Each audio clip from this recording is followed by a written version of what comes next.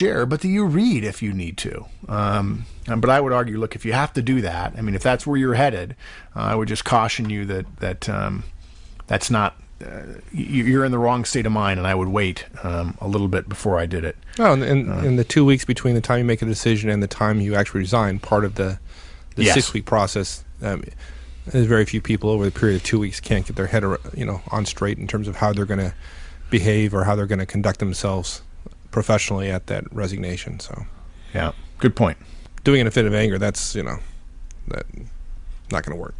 Not very smart. And it relates very well to the next point, which is say nothing negative in any way to anyone about anyone ever, because often, of course, what causes you to say something negative about somebody is anger. Right.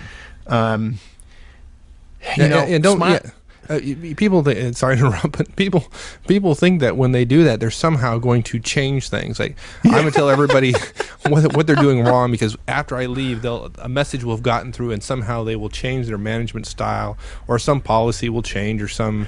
Doesn't that just sound? It's hilarious. Yeah. Well, people believe it though. They actually, I know. It's let us dumb. hope that this podcast does that one thing. It dissuades people of the notion that in a fit of anger you're going to actually change anything. Yeah. So it's not going to work. So in a fit of unprofessionalism, you'll get the organization to be more professional. Yes, exactly right. That'll work. Sure. The old saying is smile at people on your way up because you're going to see them on your way back down. Right. And whatever you say now to the people who are still there may well get back to the people who are arranging your last days, the paperwork, all that kind of stuff. It's just not worth it. And I'll tell you something. When I was fired from my previous job, my old boss told me, as this goes both ways, not only in terms of resigning, but also in terms of being a manager who accepts a resignation. My old boss told me that they would be saying it was a mutual decision, that that's the way things are handled among executives. And within 24 hours, it was reported back to me by very good friends of mine that he was telling people he had fired me. He hadn't had any qualms about it at all. And there was a tone that I thought unprofessional. Let's put it that way. There was some relish involved. And when he shared this with a lot of other folks, there was some backlash against him and his firm regarding why would you treat somebody who was so close to you for 7 years? Why would you talk about it with relish? There should be disappointment. There should be sadness. And by the same thing, if you have any relish when you're resigning, if there's any righteousness at all, it will come back to haunt you. Again, smile at people on your way up because you're going to see them on your way back down. Yeah. And when you do resign, there's the way to say it is, I quit. Right? That's no. Quit is such a great word. That is a classic. That's one of those pop culture things. It's like 2 weeks notice and they say, I quit. And saying I quit is perceived as an emotionally immature construct. It's just wrong. It is high school student quitting their summer job. I quit. Just get quit out of your vocabulary. It is not a professional word. What you say is this: boss, or Janice, I'm resigning. There's a lot to like here. I'll miss a great deal of it, but I've accepted another offer. I can stay for up to 4 weeks and would like to negotiate the timing of my departure. So 3 parts. You actually say, I'm resigning. Don't start by saying something like, well, it's been a really good time here, la la la, because they're not going to hear any of that. The moment they hear some sort of preamble going on, they're gonna there's a buzz in their head going, oh my gosh, is this guy going to resign, or does he want a raise or whatever? They're not really listening clearly to what you're saying. They're just emotionally responding. So you have to use their name, Janice or Bob or whatever. Janice, I'm resigning. Then you say something nice, because once you say I'm resigning, believe me, there's white noise in their head yet again. After you've said something nice, then you talk about timing. And you say, I can stay for up to 4 weeks and we'll be happy to negotiate the timing. If they want to shorten it, they're welcome to do so. And that's why we talk about those steps in preparation, phase 1. And there will be managers who will see the 4 weeks as you attempting to make more money while having an easy time of it. And to your point earlier, Mike, about having all your preparatory documents there, that's really going to send them the right message. And they're going to see that the reason you're willing to stay that long is you want to make the transition effective. When you put that 4 weeks together with the amount of pre-work you've done, there are a lot of directors who are going to say, wow, this is really, really great. And I've even had several of my clients asked by their director, by their EVP, by their VP, and so on, can I keep some of this stuff? Can I use this? Because this is really, really good. That's as high a praise as you'll get at a point where your boss is not real happy with you, obviously. Yeah, this happens so rarely that if you follow these steps and walk out, your reputation will precede you, because this is unusual. Yes. And I built this model over the years of coaching people on how to do this. Isn't it great? Like, oh yeah, hire that guy. He resigned so well. Yeah. He's the best quitter I've ever hired. No. Nice one. Something else that people forget. You're talking to your boss, although you have resigned. You don't have to answer any questions. You may think you're supposed to, but you don't have to. Only answer questions if it benefits you or if it benefits the organization without any chance of hurting you. What I mean by this is you don't have to tell them anything about the other offer, about the other company. You may be as secretive as you wish to be. In fact, we'll talk about that point more in terms of counteroffers. Certainly, you want to be open if it's helpful, but one of the first questions you're going to do is, gee, what happened?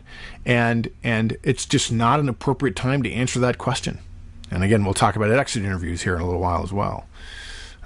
You don't have to answer any questions. If you choose to, that's fine. Stay positive, stay positive, stay positive. And be ready to be escorted out the door. Yep, it happens. Have all your files copied, have your desk mostly ready. I had one manager once that had rearranged several pictures on his desk and taken down things off the cube walls and basically was able to just swipe it all into a box, and he was done. And when the manager calls security and security comes to the director's office and then they walk you over to your desk, you don't want to spend a half an hour with two security guards or two fellow managers looking and going, okay, what is this yours? Is that yours? Please don't turn on the computer. It was just, when I was fired, of course the laptop was company property, but it had all of my nieces and nephews' birthdays and clothes sizes and all kinds of things in it that, I'm sorry, you can't have that. So I'm a good example of somebody who didn't, when I wasn't afforded those things because, of course, I was fired rather than resigning. Don't be stupid. For those things that you don't need in your office, like personal books and all those kind of, without being too obvious about it, the day you resign, don't have them in your office. I mean, don't make it an issue. Don't take them home a little bit at a time. Yeah, and I'm assuming you haven't done anything, against corporate policy or illegal or anything like that. But just don't make it an issue. Just don't have it there. If you have files that you've copied that you feel legally entitled to, and morally, ethically entitled to, well, don't have them in your office. Just have them at home already. Right. Good point. Okay, have your transition file ready to share, the things we talked about in the preparation phase. I always recommend it in your hand, not that you're just going to slide it over across the desk because they won't know what to do with it. You're going to want to walk them through it. But showing them some sense of, I already prepared interim reviews for everybody. And what I always recommend is you lead with the interim review. When they see interim reviews on all of your directs already done for the period of time from their last review until today, that is very, very powerful. Now, if for some reason your boss won't accept it or doesn't want it or whatever, and you feel like it's valuable, you want the organization to benefit because that's the reason you're doing it, then you can give it to HR. I've actually had some people give it to a team member and say, look, the boss didn't want this stuff, but you guys will want it. I can give each of you your individual reviews, and when you meet with your new boss, hand in this review and say, my boss prepared this before he left on every single member of the team between their last review and now. That'll raise some eyebrows. If your name has been dragged through the mud and then they see a well-prepared review, they're going to raise some eyebrows and go, gee, wow, maybe I've been misled. Yeah. And we come back to our favorite comment, which is tell no one, no matter what. Hopefully we're clear on this. The boss gets to decide who gets told at this point. Until he or she makes it official, you're not authorized to say anything to anybody other than an email to your spouse. You don't make a phone call to your spouse when you're walking out of the boss's office, even to say it's done. And I think the part of the problem here is people, when they leave, they want to characterize. They want to be able to characterize the manner in which it happens. And guess what? It's uncomfortable. You just got to get over that. The boss gets to communicate it. The boss gets to create the environment. I mean, hopefully your boss is not going to lie or be untruthful, but your boss is the one that is left with the organizations. They still have to run it. They got to come in the next day and still meet the goals and objectives of the organization. These days, that's tough enough as it is. Yep. Give them at least the courtesy of characterizing and communicating in a way that makes it possible for the organization to continue to thrive in your absence. Well said. Well said. We said earlier, take the word quit out of your vocabulary. Just because you don't use it with the manager doesn't mean you get to use it after the fact. Don't go around telling people, I quit. It sounds juvenile. If you must, after the word gets out and somebody comes over, hey, I heard a rumor. Yep, I resigned. I'm real excited about where I'm going. Really hope things stay wonderful here. Right. And if people bait you for information, want to say, gosh, you're finally getting out of this rat race. Nah, don't do it. Say, no, there's a lot of good things alike here. And people will know that you're sugarcoating things. And that's what professionals do, because now you're really not a part of the long-term future of the organization. And that means there's no value other than selfishness in trying to bring the organization down. Yeah. Agreed. Okay, phase 3. So now you've told your boss, and so we're in the interim period between the time you've told your boss, it's official, it's out in the open, and the time you get to actually leave, the last day on the job. So the steps are, we should expect a counteroffer. We should also expect some disenfranchisement. You're going to be ostracized. Professionals work hard during this period, and they go home at 5 o'clock.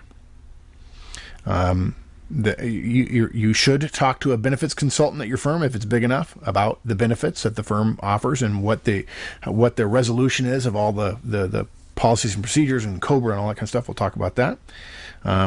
No matter what you do, keep your mouth shut during the exit interview. Exit interviews do not change companies any more than self-righteous managers do by getting angry at their bosses. And then you're going to spend some time solidifying your relationships. And go home at 5. And yeah, I said that. Oh, did you? Yeah. I said it after work hard, but before talk to benefits, because I thought they went together. Okay, I'm deleting that. Yeah, nice. See, when I say stupid things, I get to delete it. See how that works. Okay, expect a counteroffer. Look, we're going to have a whole separate session on counteroffers. They don't work. We rarely recommend them, although there are times when we would recommend them, even though we know they don't work. But nevertheless, you may be offered one. Don't tell them not to if it seems that they really want to make a counteroffer to you. Even if you would not consider it, it may be helpful to train yourself about what happens and what the process is and how things work when counteroffers are made. But look, if there's no way on God's green earth that you would ever accept a counteroffer, that you're done in every way possible, and let's be blunt, including a 50% raise, if you would not consider a 50% raise, then you should tell them that. No, there's really no need for you to go through that. I won't consider it. And that gives them the opportunity to choose not to spend their limited resources of time and effort preparing one if, in fact, there's no hope of you doing it. Let's be professional and respect them, and hopefully they'll return the favor and respect us in terms of the amount of time we want and what we're willing to do in the interim period. Now, something you can do to preclude a counteroffer, if you know you would never dream of accepting it, is to not tell them what the other offer is. There's no way they're going to prepare a counteroffer to an offer they don't know anything about. If they say, can you tell us where you're going and what the amount is and so on, you say, I'd prefer not to share that at this point. Right. They're going to be quite stunned by that, but they're absolutely going to, and then they're going to say, well, we can't prepare a counteroffer if you won't tell us more about the offer because we don't